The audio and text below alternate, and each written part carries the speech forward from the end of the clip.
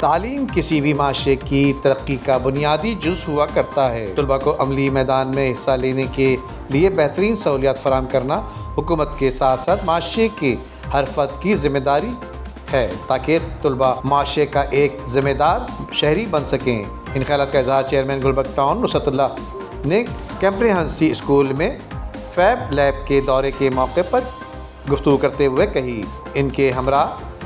امیر جماعت اسلامی ضلع وسطی Farooq Rahmatullah, director education Muhammad Nadeem Hanif, director admin Muhammad Ali vice chairman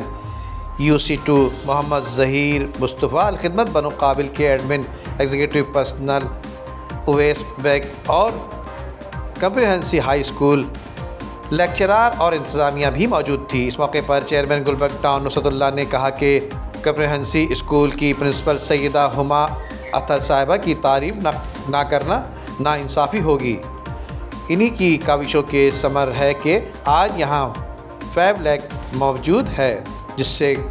comprehensive school اور کالج کے 2000 سے زائد طلباء مستفید ہو سکیں گے۔ اس موقع پر امیر جماعت اسلامی فاروق رحمۃ اللہ نے کہا کہ الخدمت کے ماتحت چلنے والے ادارہ بنو قابل اور ٹاؤن انتظامیہ کی جانب سے مکمل تعاون کی یقین دہانی کرائی جا رہی ہے اور الخدمت پروگرام بنو قابل کے حوالے سے بھی یہاں کورسز کرائے جائیں گے اور عوام کو ایک سہولت میسر آ سکے گی جس سے ضلع وسطی اور بالخصوص گلبرگ ٹاؤن کے لوگ مستفید ہو سکیں گے اور ان کی قابلیت میں اضافہ اور روزگار کے وسیع تر ذرائع پیدا ہو سکیں گے جس سے ہمارے طلباء